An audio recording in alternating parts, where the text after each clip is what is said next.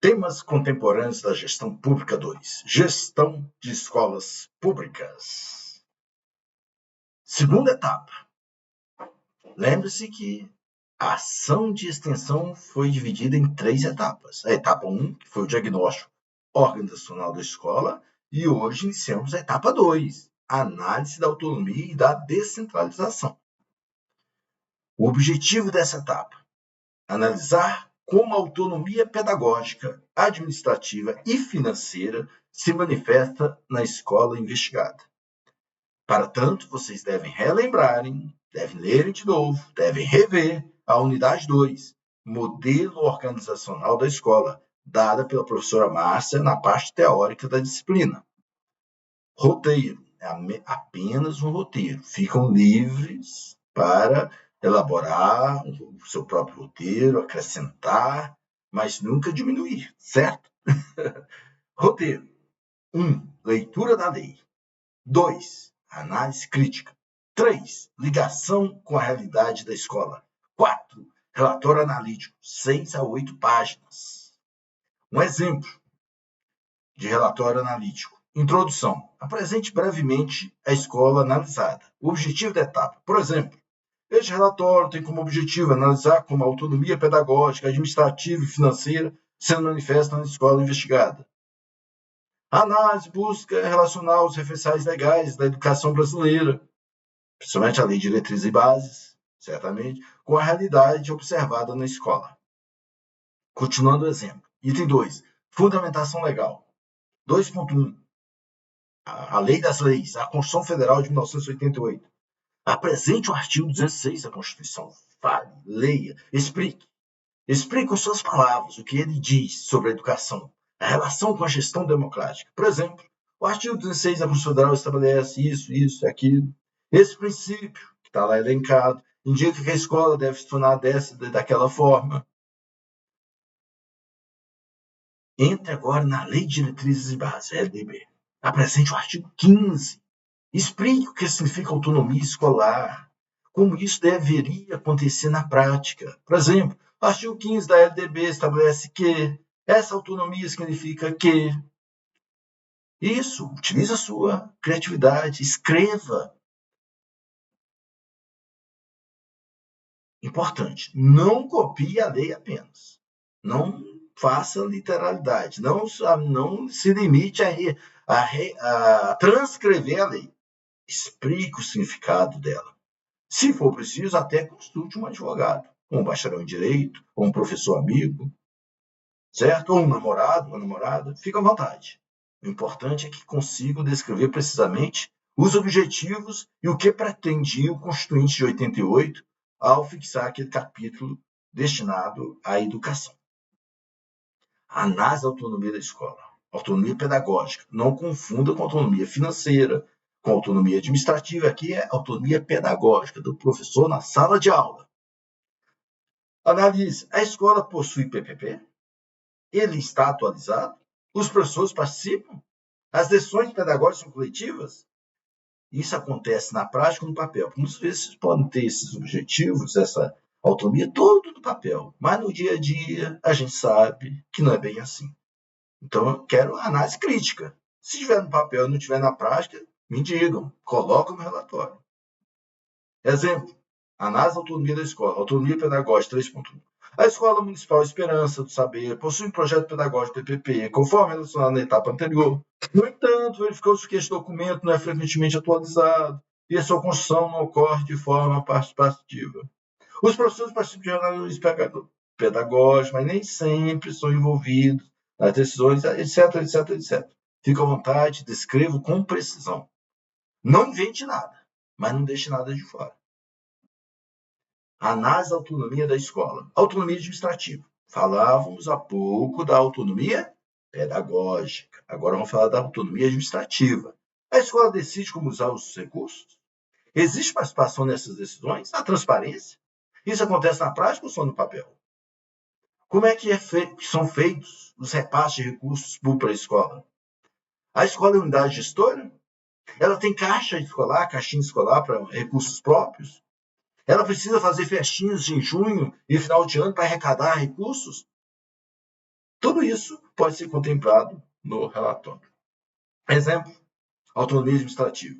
A análise da gestão administrativa revelou um alto grau de centralização das decisões na figura da diretora da escola. Embora exista espaço para mais discussão, como reuniões, a tomada de decisão final tende a permanecer concentrada na gestão, etc, etc, etc, etc. Não invente nada, não deixe nada de fora, mas sejam precisos e fidelíssimos à realidade. Análise da autonomia da escola, autonomia financeira. Então, falávamos da autonomia pedagógica, da autonomia administrativa, e chegamos finalmente à autonomia financeira, que eu já dei até um iniciozinho, uma entrada ali quando falei da gestão de recursos. A parte administrativa e a parte financeira correm juntas. Talvez isso me levou até a antecipar a questão dos recursos públicos. Analise. A escola decide como usar recursos. Existe participação? Há transparência? Está no papel ou está na prática diária? Aí segue no relatório a análise da autonomia financeira. Observa que a escola possui acesso a recursos públicos, destinados à manutenção e funcionamento, etc, etc. 4. Funcionamento dos conselhos. Analise. Existe conselho escolar? Ele funciona de fato? As reuniões acontecem ordinariamente, excepcionalmente? Há participação real ou isso é só no papel? Me responda, eu quero saber. Acrescente outros itens a essas indagações.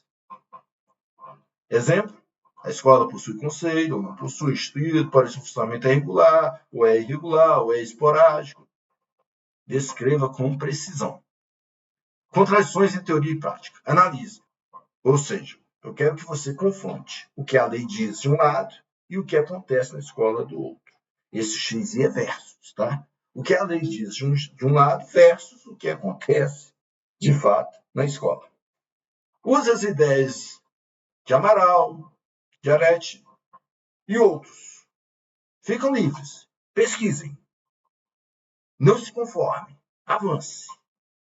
Exemplos. Contradições entre teoria e prática. Embora a legislação preveja descentralização, observe-se que é mero um exemplo. Escreva com precisão. Não aumente, mas também não diminua. E nem invente. Análise crítica final. A autonomia escolar é real? É parcial? É apenas formal? E aqui eu vou separar para vocês o que seja real, material e formal. Formal é aquilo que está na lei. Está na lei é formal.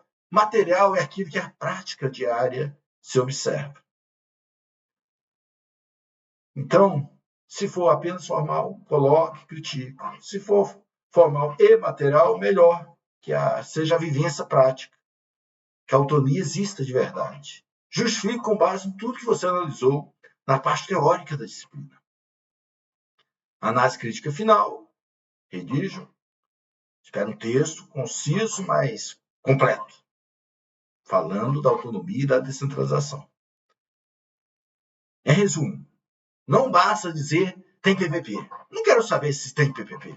Eu quero saber o conteúdo. Entre a forma e o conteúdo, fica com o conteúdo. Você precisa analisar se ele funciona, se o PPP funciona, se ele está adequado, se ele é próprio àquela escola, ou se ele é um copia e cola de alguma coisa. A lei diz que a escola tem autonomia, mas isso acontece de fato, de verdade? É real? É material? Ou é só formal? Em resumo, seu relatório deve responder o que a lei diz, o que a Constituição diz em primeiro lugar, depois o que a lei diz. Depois o que acontece de fato na escola, a realidade da escola. E depois vai me dizer se há diferença entre teoria e prática. Vocês perceberam que, na mesma escola, eu comecei olhando para a autonomia pedagógica.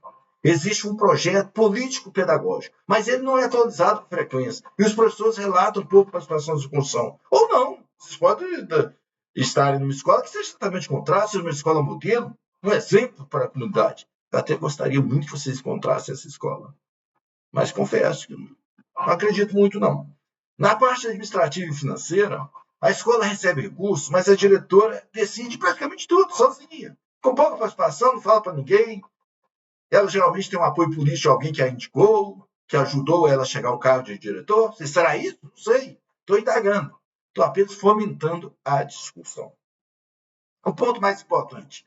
A legislação garante gestão democrática, mas isso acontece na prática? Será mesmo?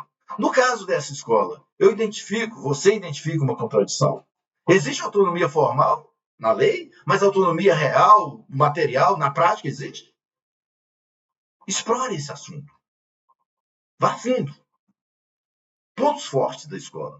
É o comprometimento dos professores, existência de reuniões pedagógicas, dificuldades, baixa participação nas decisões, centralização da gestão, conselho escolar pouco atuante, desinteresse dos professores, desinteresse da gestão, desinteresse dos alunos. E assim vai. Percebem a diferença? Nessa etapa, eu não estou mais só descrevendo, eu estou avaliando. Portanto, é o que eu espero de vocês, uma avaliação final da escola e de seu funcionamento e das autonomias pedagógica, administrativa, financeira e o funcionamento adequado do PPP.